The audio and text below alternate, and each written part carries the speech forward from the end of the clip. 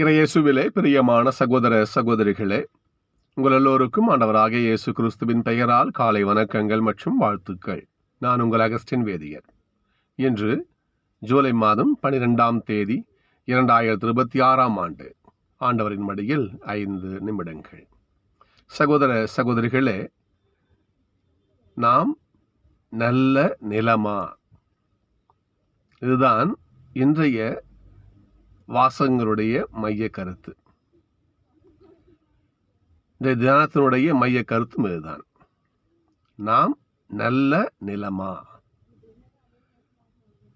இன்றைய முதல் வாசகத்தில் எசேயா நூலில் வருகிறது பாருங்க. இன்னைக்கு மழையும் பனியும் வானத்திலிருந்து பொழியப்படுகிறது.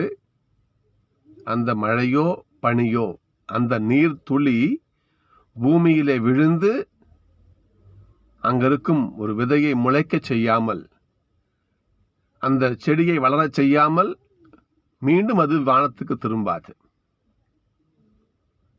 அதே போல என் வார்த்தையும் இருக்கும் என்று ஆண்டவர் சொல்லுகிறார். கடவுளிடமிருந்து வருகின்ற வார்த்தை, இறை வார்த்தை எவ்வளவு சக்தி வாய்ந்தது,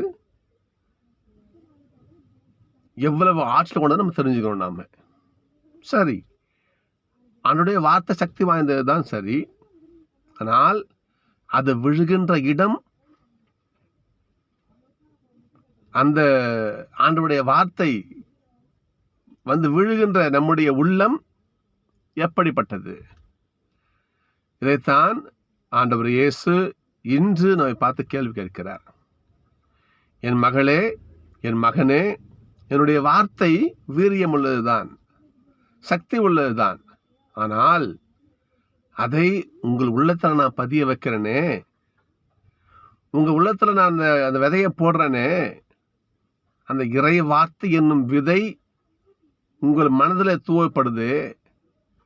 அது 60 100 30 பலன் கொடுக்குமா என்று ஆண்டவர் நம்மை பார்த்து கேள்வி கேட்கிறார். நல்ல ஒரு உவமை. ஒரு விதைக்கிற ஒரு விவசாயி என்ன பண்றார்? வயலுக்கு விதைக்க போறார். விதைய தூவாங்க இல்லையா, அப்படி போட்டு அப்படி விதைக்கிறார். அப்படி அவர் அந்த விதையை நிலத்துல தூவுகின்ற பொழுது ஒரு விதை என்ன பண்ணுது? ரோட்ல விழுது, பாதையில விழுது. ஒரு விதை பாறை மேல விழுது. ஒரு சில விதைகள் மூச்செடி புதர்ல விழுது. சில விதைகள் நல்ல மண்ணில் விழுது, நிலத்துல விழுது. ரோட்ல விழுந்த அந்த விதையை பறவைகள்லாம் சாப்பிட்டு போயிடுது. பாறையில விழுந்த விதை காஞ்சு கருகி போயிடுது. முட்புதர்ல விழுந்த விதை வளருது. ஆனா எல்லா முட்களும் செடிகளும் போட்டு நெருக்கிறதால அது பலன் கொடுக்காம அழிஞ்சு போயிடுது.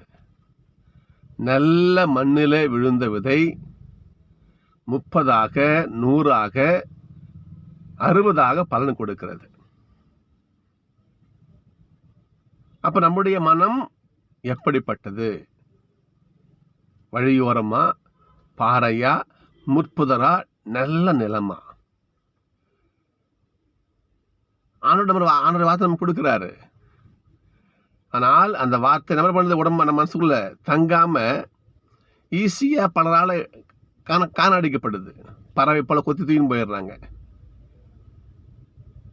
இன்னொரு மனசு பாறை விழுது. எப்படி பாறையில வேறு பிடிக்க முடியும்? அது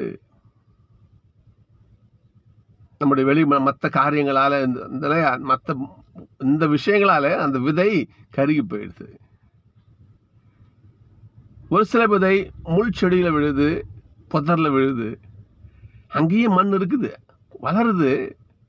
வளரணும்னு ஆசை தான் அந்த செடிக்கு, வளருது. ஆனால் சுத்தி இருக்கின்ற விஷயங்கள், கடவுளுக்கு எதிரான விஷயங்கள், ஆண்டவர் பாதைக்கு எதிரான விஷயங்கள், பேரு, பணம், புகழ் இல்லையா, அந்த வெளி, இந்த உடல் ஆன்மாவை தவிர இந்த உடலுக்கு மகிழ்ச்சி கொடுக்கக்கூடிய விஷயங்கள் அனைத்தும் இந்த விதையை நெருக்கி வளர விடாம பண்ணிடுது. நமது உள்ளம் நல்ல நிலமா? நமது உள்ளம் வழி பாதையா? நமது உள்ளம் பாறையா? நமது உள்ளம் முட்புதரா? நாம ஆண்டவருக்கு இன்னைக்கு பதில் சொல்ல கடமைப்பட்டிருக்கோம். நம்மகிட்ட ஆண்டவர் கேள்வி கேட்கிறாரு பாருங்க. நம்ம ஆண்டவர் கேள்வி, அவருடைய வார்த்தை குறைவில்லாத ஞாபகம் வச்சுக்கணும். வீரியமுள்ள விதை. அவருடைய வார்த்தை எந்த வகையிலும் பழுதானது கிடையாது. பழுதற்றது, வீரியம் உள்ளது, செழித்து 100 மடங்கு பலன் கொடுக்கக்கூடிய சக்தியை கொண்டது.